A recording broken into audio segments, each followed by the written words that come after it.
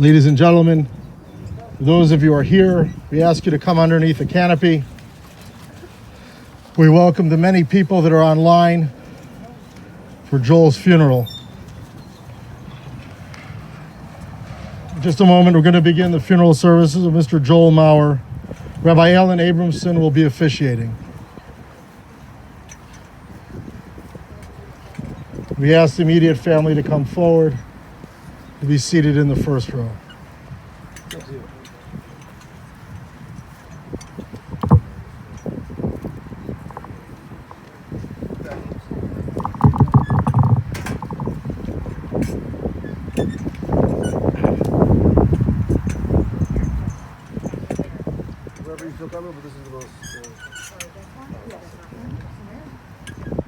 I'd like to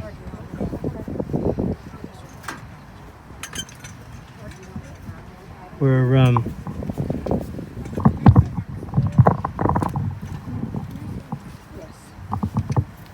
Machabed Rabbi Shanan Gelman Moradasra of Kehillah Chovei Tzion for Seir Kapitel Tehillim.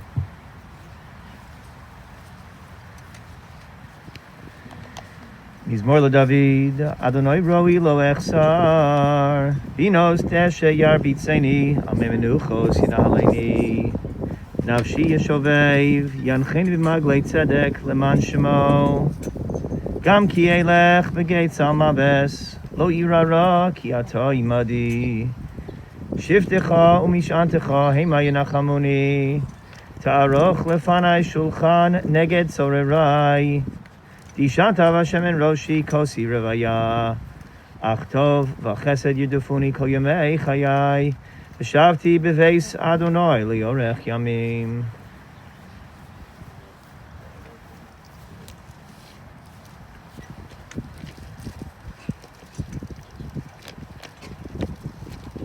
Because we're in the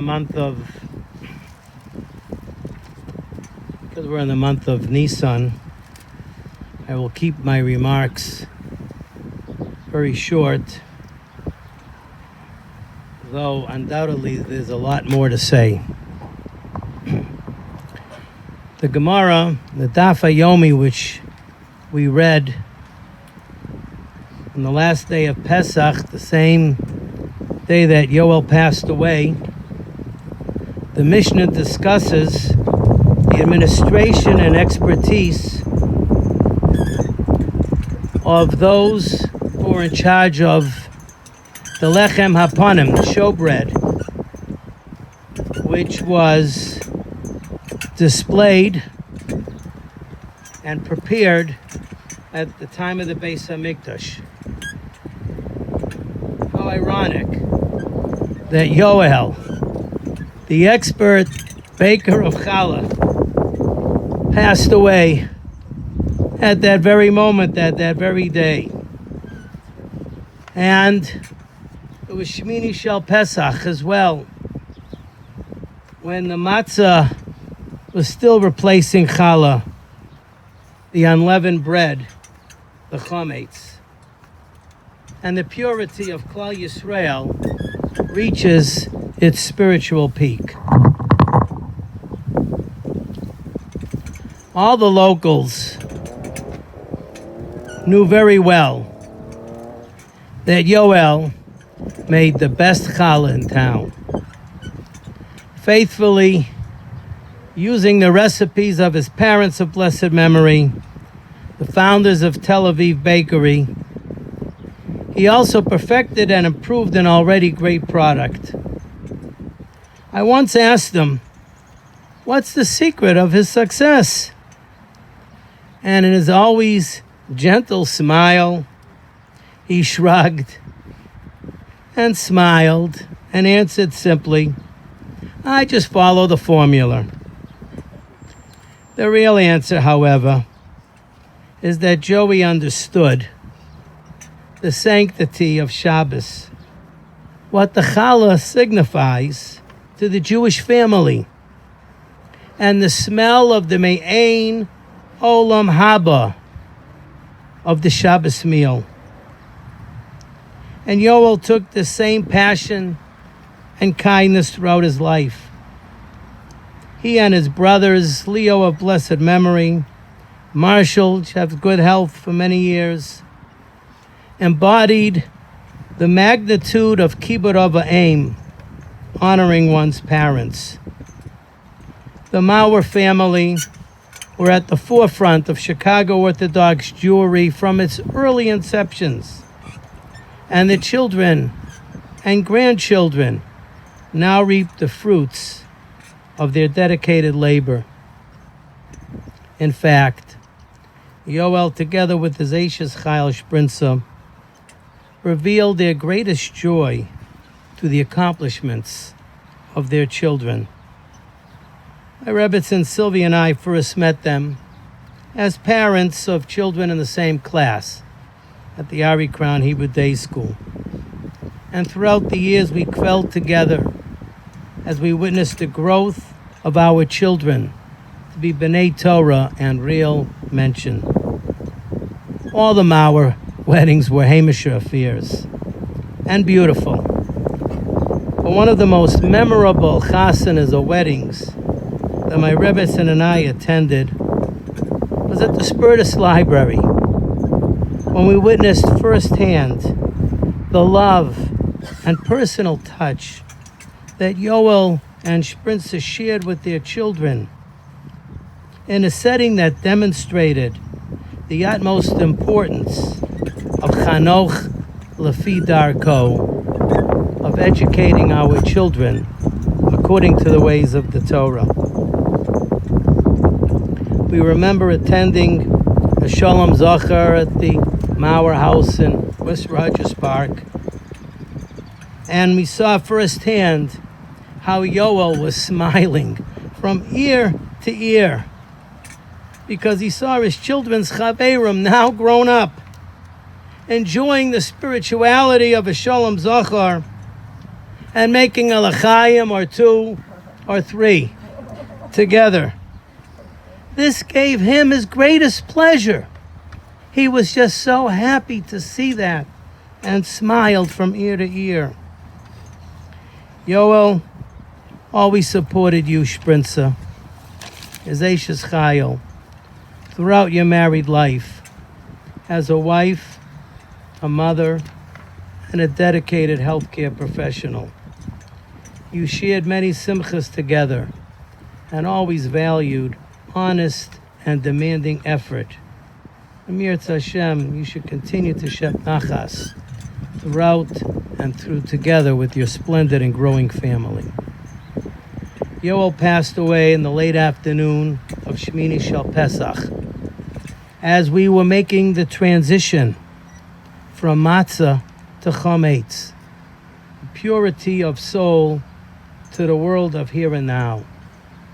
Eliyahu Hanavi came to escort him to the Olam Haba, the same world that he created for himself, his extended families, and friends throughout our community. To Heinav Shod Tzrur B'Sur HaChayim, may his soul be bound in the bond of eternal life. I'd like to now hear from the different members of the family. So I'll allow them to come up and introduce themselves. Who's first? Okay, daughter, are you gonna speak? Son? First hear from Connie.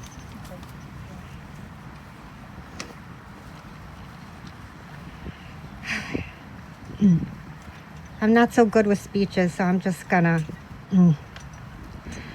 I'm not sure that there are enough words to articulate the enormity of the loss of someone like my father, so I'm just gonna speak sort of informally. Just some thoughts. My father was a giant of a man in body and in spirit. He had such strength and tenacity. You know, when you're little and you say as kids, my daddy's stronger than your daddy. I always felt that he was the strongest person in the world. I remember when I was little, one time my necklace fell behind the bathroom sink. And I said, oh no, it fell behind there. And he just came right on over and he's like, I'll get it. and he ripped the sink out of the wall, just the entire thing. The pipe came out, it was gushing water, and he just gently, here you are, handed me back my necklace. He just didn't, he had so much strength. And people that didn't know him, he had the look almost of, people that didn't know him were maybe a little scared of him. He had the look of almost like a mafia boss with his salt and pepper hair and his cool and calm confidence and that raspy voice. But the people that knew him knew that he was a gentle giant and that he was sweetness and kindness and chesed. There was always a seat at the Shabbos table for everyone. There was always a place to stay for Shabbos, for our friends, for the community. He was warm and open and accepting, and you just couldn't help but want to be gathered around the table with him. He created a home that was an extended family for many people in so many ways. Sometimes just the food, sometimes for Shabbos, and sometimes it was just the friendship and acceptance and welcoming. There was no judgment or criticism. He immediately made you feel at home. In a minute, you were engaged in laughing or shouting about sports or politics or the news. He had such optimism, such pure and utter faith in Hashem that everything would be all right in the end. Such faith and support for all of us. He was a dreamer and an innovator. He embraced technology even if he wasn't born into it. I remember when he set up the bakery with the cake with the edible images with the pictures. He just jumped right in to smartphones and technology. And he said, well, I didn't blow up Cleveland, He had joy and fun.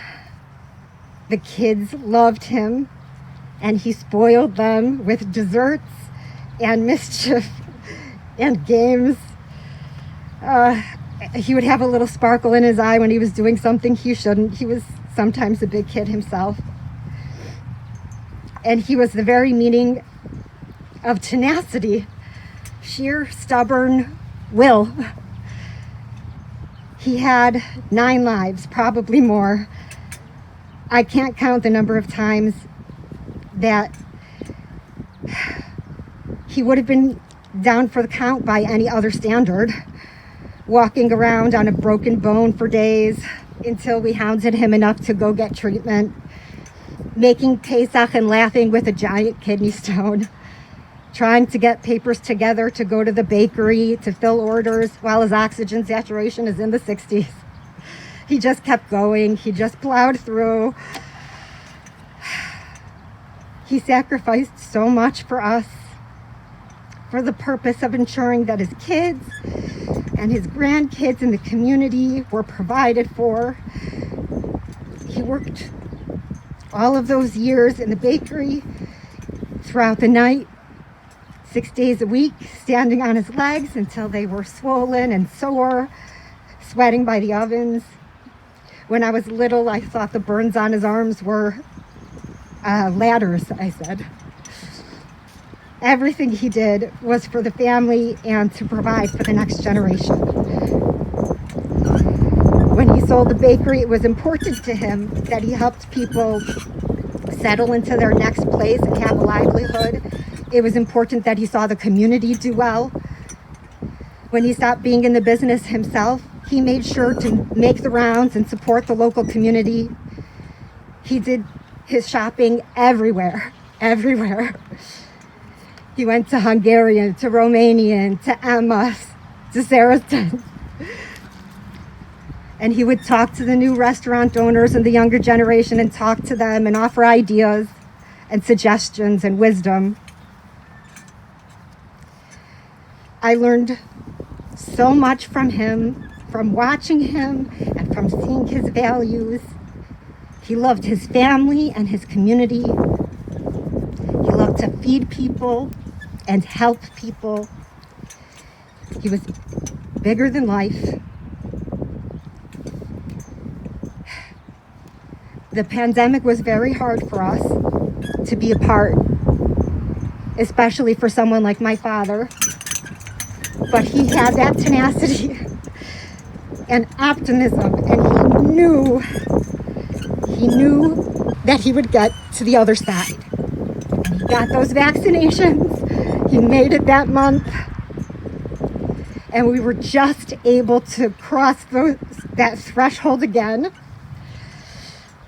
He saw the grandkids. He hugged the grandkids. And it was on Pesach in his home, surrounded by family, feeding family, doing what he loves. And that's how he passed, like a tzaddik, just in a minute.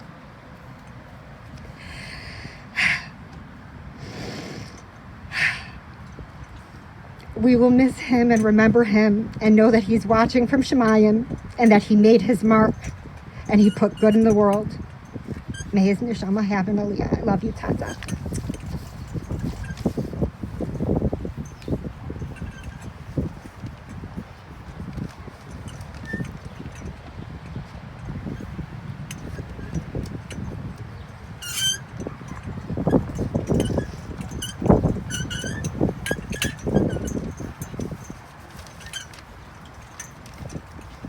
Feels good to get the mask off here for a minute. I think I can do it up here. I have to disclose that I don't have anything prepared. I tried. I didn't have any the energy or the time to have anything prepared formally. I thought about it for a couple minutes. I started just writing down a few words, just literally single words that powerful, meaningful words of their own.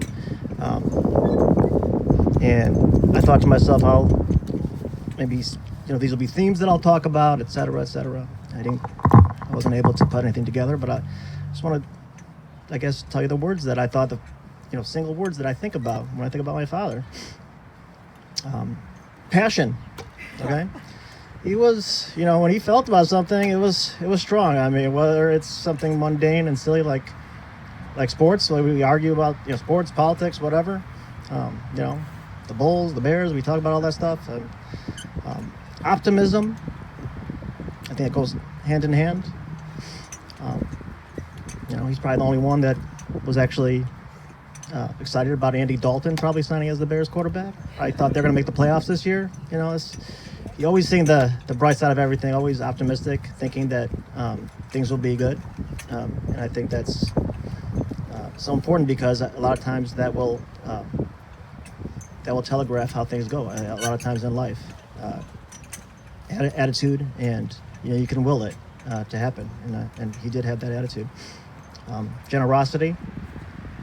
I don't think anyone can dispute that. I think that's the one thing we can say I can identify with my father the most is generosity. He would give the shirt off his back for anybody. He worked his whole life. He slaved, physical labor his whole life.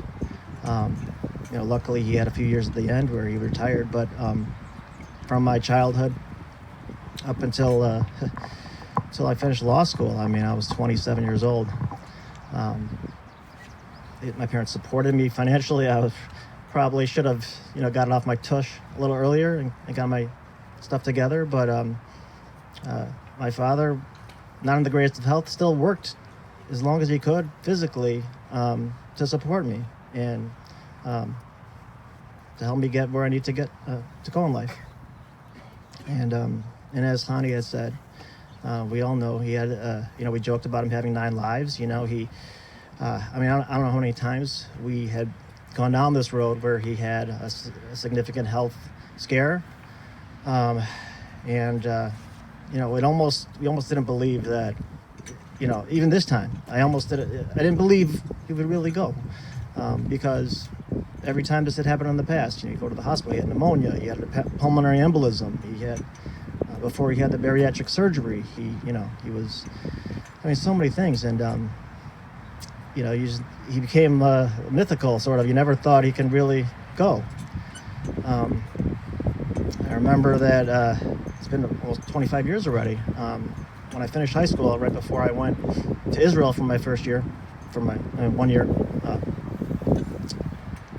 So I just turned 18, and this is, I think, right at, my father was at his most unhealthy at the time with his weight. For those who remember, a long time ago, he was very heavy.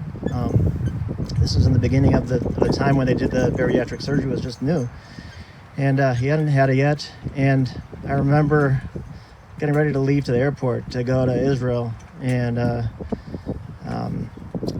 just at that time, for the first time, really becoming emotional, the two of us hugging and embracing, and him saying, I love you, I'm so proud of you, that, I maybe won't see you again. Like, we didn't know if he would make it that year for me to come back. And of course he did, and he made another 20-something years, and all those ups and downs and scares since then. Like Connie said, he plowed through everything. I mean, you name it. He had every health condition you could think of, but he didn't complain. He plowed through it. He did what he had to do for his family. He supported the family, and not just supporting the family, but the theme of the bakery, the food, how he supported the community, how the community really takes it for granted now.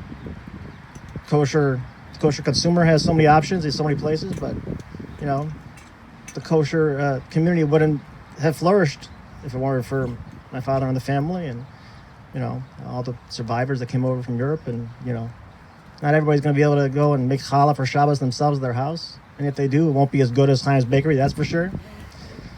And make a challah, make a rye bread, make a water challah, an egg challah, bagels, cakes, Danish, I mean, everything. The community had a place to go and grow. So I know that was more than one word. That was the theme you went out there. Sense of humor is another thing. Devotion to family, and I think and charity. Tzedakah. He just, he was he liked, like Connie said, the new gadgets and toys, all that kind of stuff. He did love that stuff. So he would treat himself with those kind of things. But other than that, he was not a materialistic person. You would see him wearing sweatpants and a dirty T-shirt. He didn't care. His money would go to the family. David, you need a down payment for your car? Here you go. You're buying a condo? Here's money for a down payment. My parents didn't. We weren't rich growing up. But he gave everything he could for the family, so I think, again, this wasn't a structured speech here or anything, but I think I've expressed how I feel. And we love you, Tati. I'll miss you very much, and we'll try to embody those positive attributes that are really unique to you. He wasn't very sentimental, so I'm not going to do that to try to be that way, but it's real. He really was. These are not just platitudes that you hear at every funeral. I mean, these are truths. My father gives the shirt off his back for you. And so I just ask that everybody, at least in his memory, try to be more charitable and in his memory. Thank you.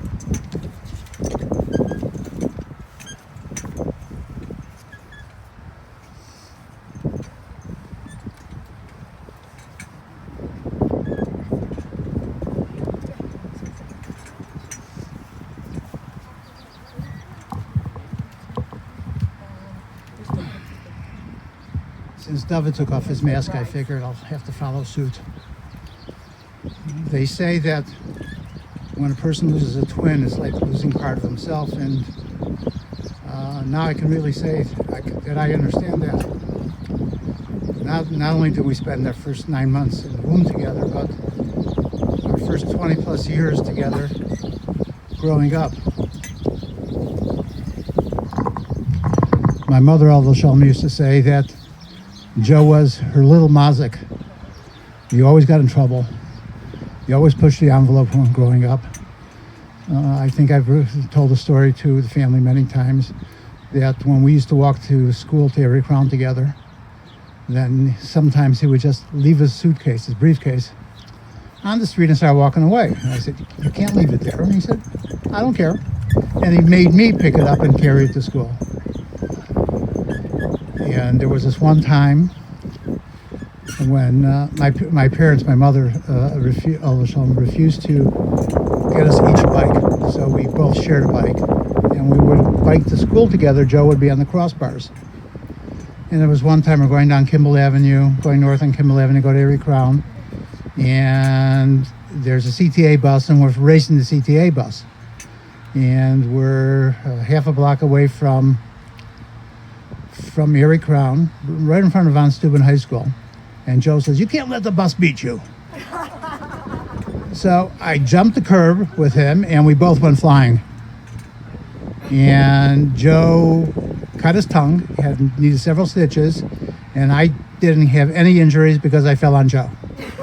So that was one of many ways that Joe saved me.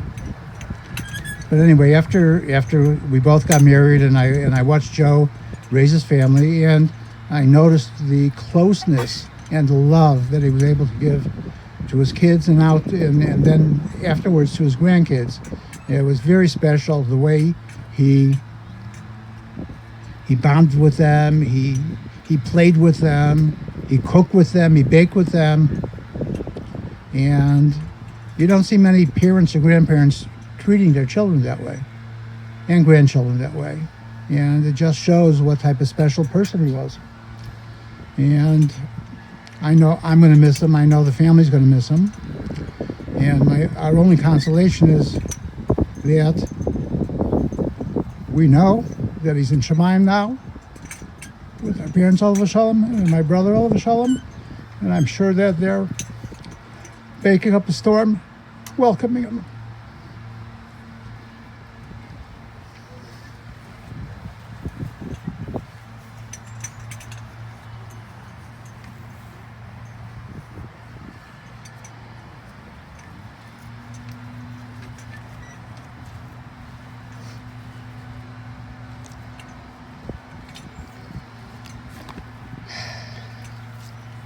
So I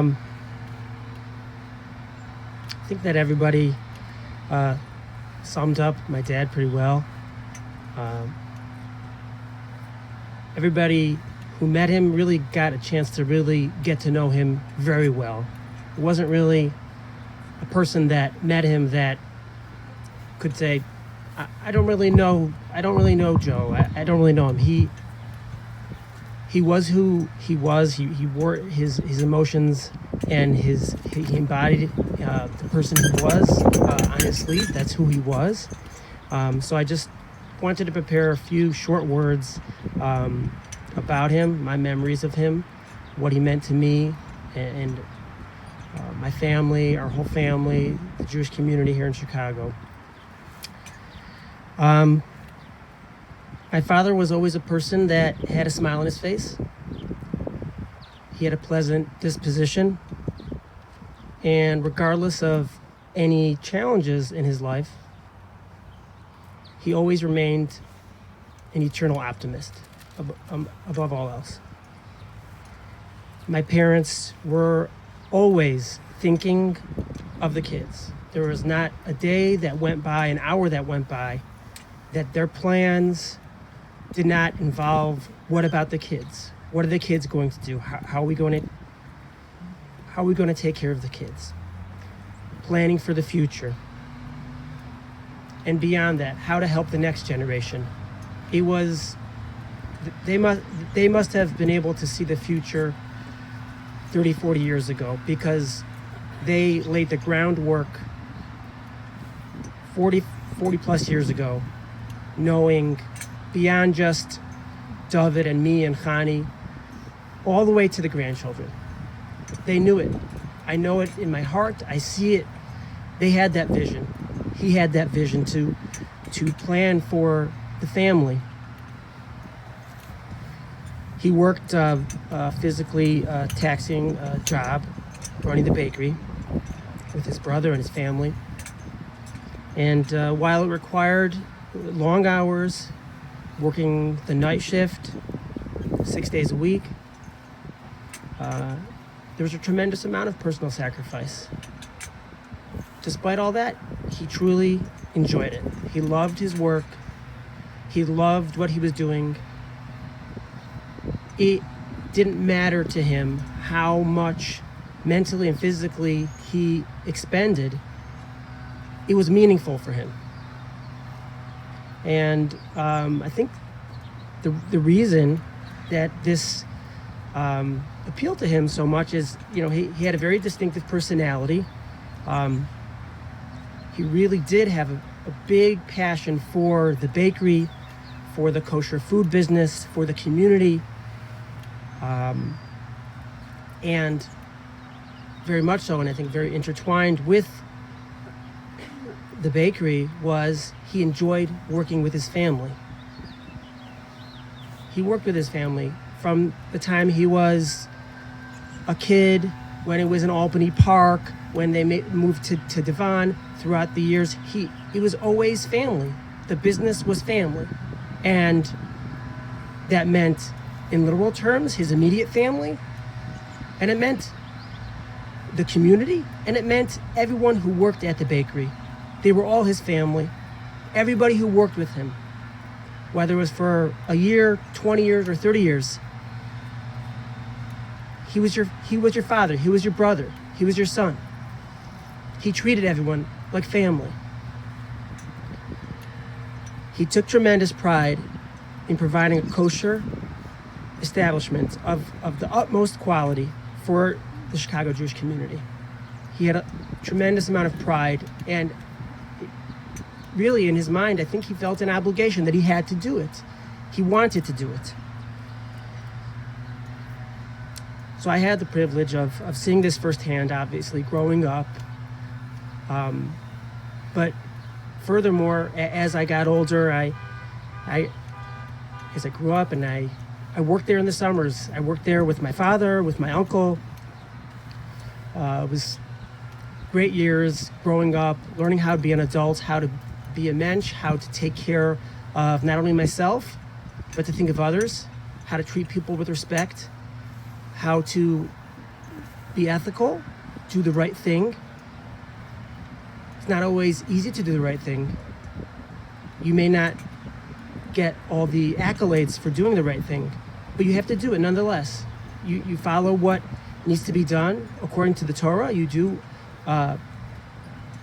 what is necessary, and he modeled these behaviors, these actions. He didn't speak with his words; he spoke with his actions. It was very loud and clear to our family how to be a mensch and how to treat people. Fortunately, I was able to learn from these observations. I continued on. I worked with my family even as an adult. I worked with my mother for many years. I worked with my sister. These same values are deeply rooted in our family's psyche.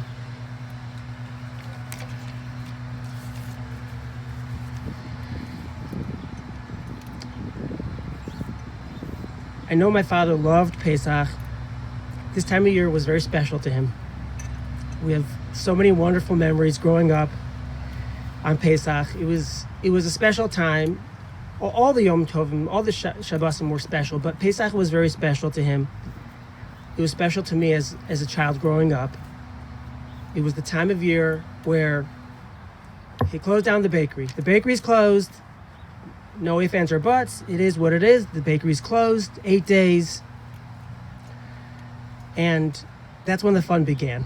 It really was, it was our opportunity for the most amazing family time we would have throughout the year. Every aspect of those 8 days. Burning the chametz, the sedarim, hiding the afikoman, of course, which he loved. He loved doing it and passed it down to us and to our kids. And they even know growing up that was his shtick. He liked to hide and re-hide and hide it again and do his trickery with the afikoman. But the kids loved it. We loved it growing up. We had Chol Hamoed trips. He made it all fun. He made it enjoyable. It was all great. And even after he retired and the bakery was closed, Pesach time still continued to be a very special time for our family. He was now able to continue that fulfillment as the years went by with us as adults, the extended family, and to the next generation. And although Hashem has decided to take him from this world now, I know that the last few years he was able to enjoy his favorite activities. He loved his family. His family was paramount. Celebrating Shabbos and Yontif and family simchas. He loved to give. He really liked to provide for people. He would, like David said, he would give his shirt off his back to people. Sometimes I have to intervene. We'd have our family conversation. I'd say, do you even have a plan to what you're doing? You're doing X, Y, and Z. He didn't have to have a plan. The plan was in his heart. It was in his neshama. That was the plan. It was going to happen regardless of anything. And he did it. He enjoyed making all the family simchas important, making the birthday cakes, making the wedding cakes for his children and his grandchildren. I'd be sitting there 3 or 4 months before Ezra or Tiona's birthday. I'd get an email, a text. What kind of cake? How big the cake? What flavor cake? What varieties galore? Multitude of flavors and questions. He really took all this time to prepare and make the birthdays and the simchas important for the family. He put his heart and soul into it.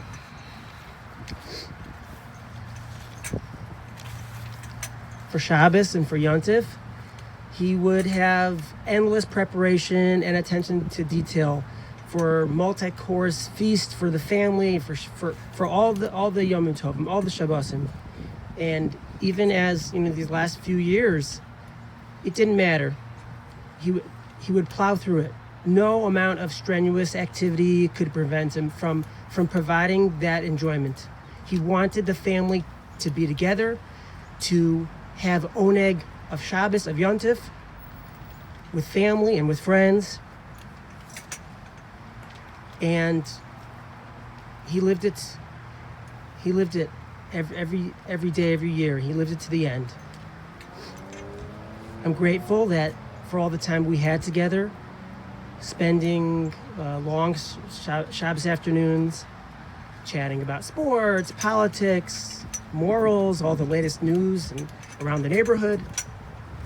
The conversations we would have provided no shortage of laughter or, of course, passionate debates.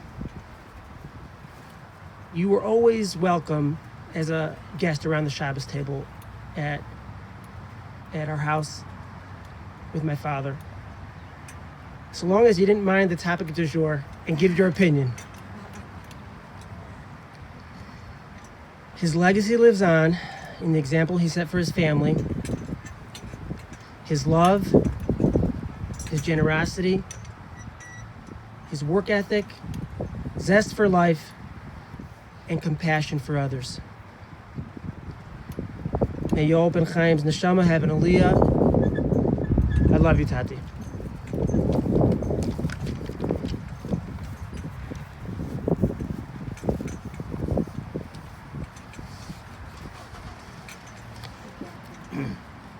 As I mentioned earlier, in the month of Nisan, we do not recite the Kemal Irachamim. I'd like to now call upon Rabbi Tzvi Engel Moradas of Congregation Or Torah to please recite the Kapitel Tillim. Please rise.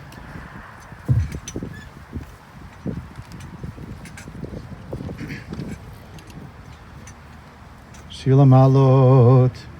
Esai Nayel He'arim Me'ayin Yavo Ezri. Ezri Me'im Adonai Osei Shamayim V'aretz. Al Yitein Lamot Raglecha Al Yanum Shomrecha. Hinei lo yanum v'lo yishan, shomer Yisrael. Adonai shomerecha, Adonai tzilecha al yad yaminecha. Yomam Hashem lo yakeka v'yareach balayla. Adonai yishmorcha mikol ra, yishmor et nafshecha. Adonai yishmor et tzeitecha uvoecha me'ata v'ad olam.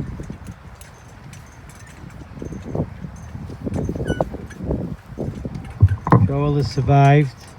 Joel is survived by his beloved wife Sprinza, loving father of David and Amy, Dovi and Rachel, Chani and Ozzy.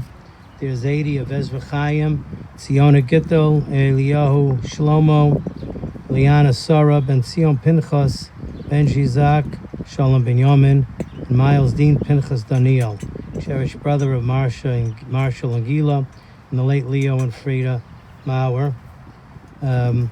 Please make memorials to the Beis Medrash Torah Skokie Yeshiva Hebrew Theological College, 7135 Carpenter Road, or Chicago Chesed Fund, 745 Ridgeway Avenue. At this time, I'd like to call upon Mr. Jacobson to please instruct us on the Kfura.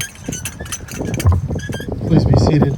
Ladies and gentlemen, the gentleman from the cemetery are going to lower Joel's casket into his grave. Once we place the cover of the vault, and then we'll place earth into his grave, then we'll conclude with the mourner's Kaddish. As the rabbi said, memorial contributions to the Skokie Yeshiva, Hebrew Theological College, or the Chicago Chesed Fund. That information is on your service folder. And for the many, many people that are online, first of all, the family appreciates your presence. And that information, as far as the charities, is on our website. Please note the Shiva will be at the Mauer residence. It will be outside. It'll be at their home at 9136 Samoset Trail here in Skokie. It will be today following the interment till 6. And Wednesday through Friday 1 to 4, Sunday 1 to 4. And please be respectful that your mask and social distancing are done at all times.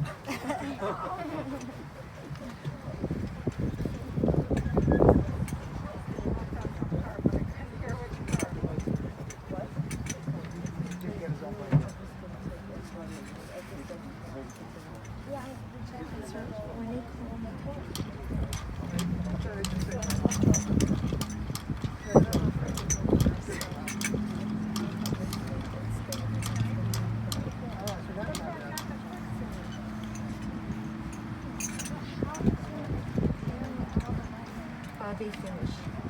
Like the people that are here, whoever wants to do it does it, and then after they finish, the workers have like a machine. See, they have the bulldozer, and they finish.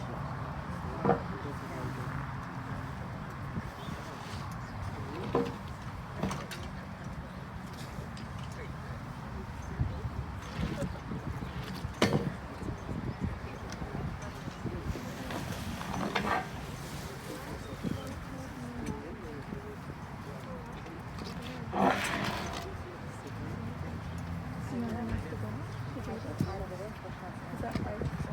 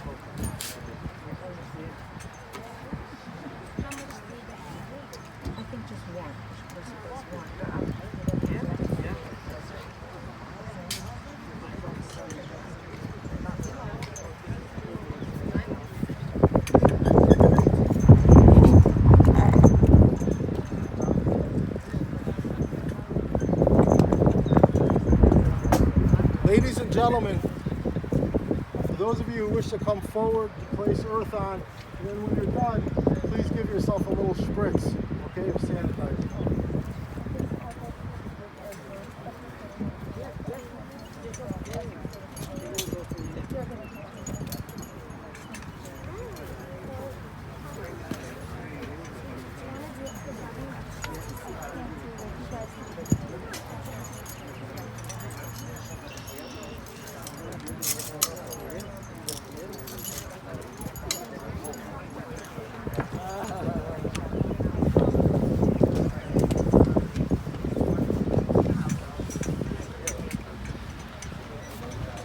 Also, ladies and gentlemen, at the end, we're going to form a shula after Kaddish, and we'll use the sidewalk as the guide. And Sprinza or kids and Marshall will walk through, but we'll just try to do social distancing by the sidewalk. You could use the other side of the mound. The other side too.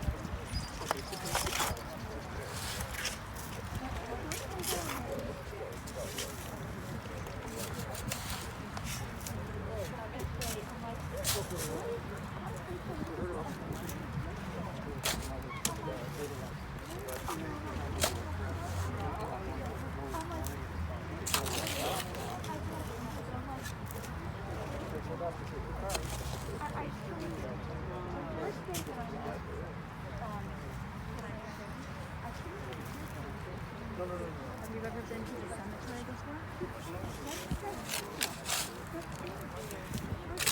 Very peaceful.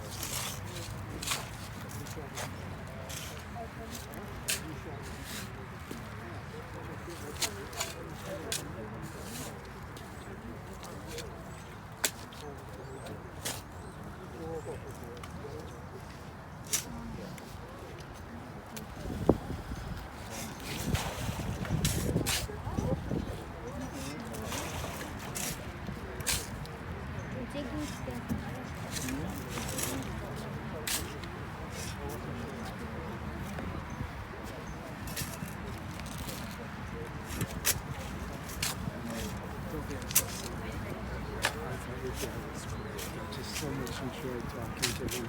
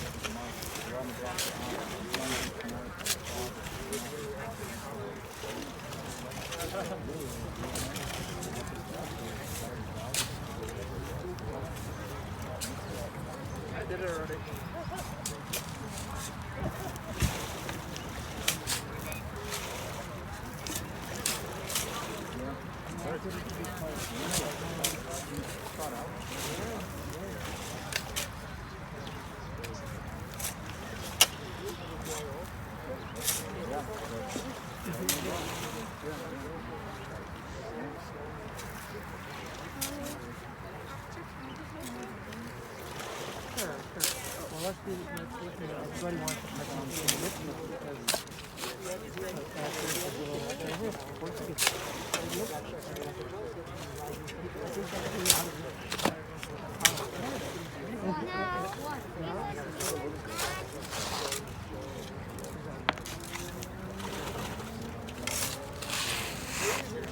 little warm outside. We have water for you if you want some. So please take. You are perfect.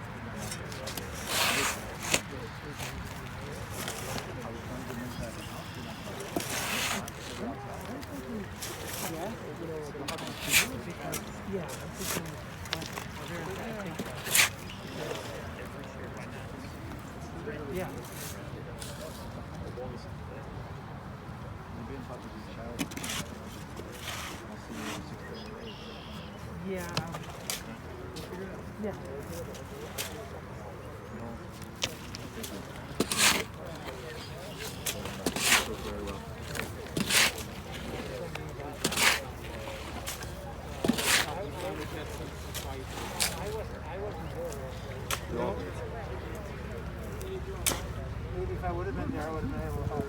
You wrote it down. You were talking about something in a good way.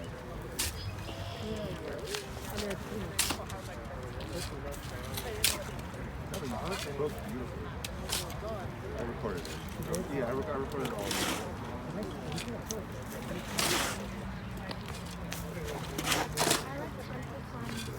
Ladies and gentlemen, whatever we can do to try to do by hand will be a little bit more covenant. Otherwise, we're going to bring this tractor.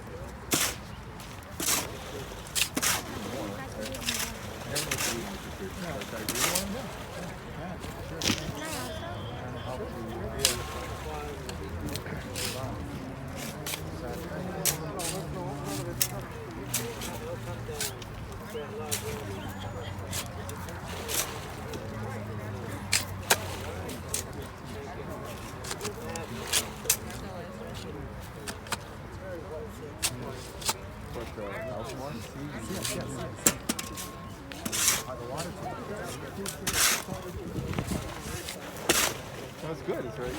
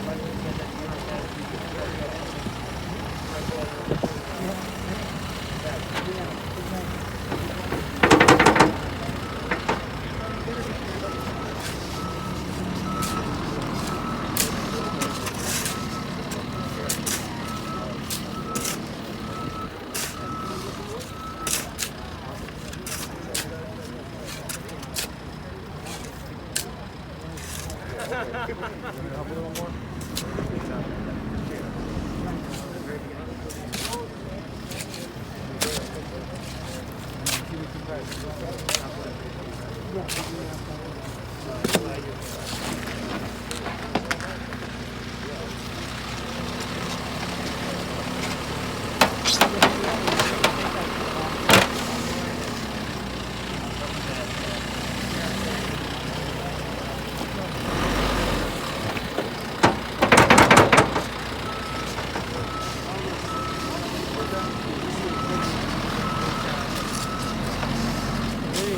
Okay.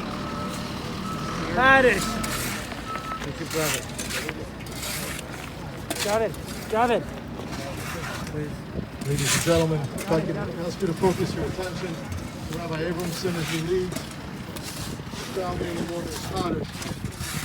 Then we'll turn this to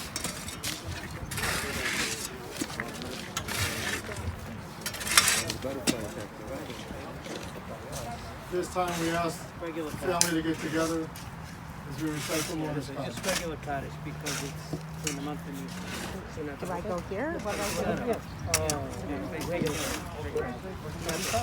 Regular Kaddish because we're in the month of Nisan. That's regular Kaddish. Oh, okay. Oh, it is? Yeah, that's regular Kaddish. They face together. Yeah, no, you're not supposed to say Kaddish. Say Amen. Face to shoulder. Loud. Amen.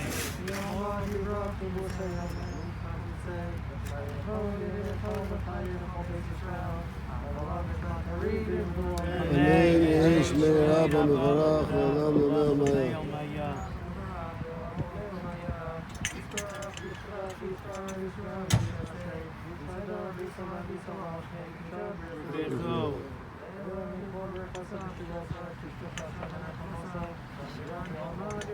Amen. אמן.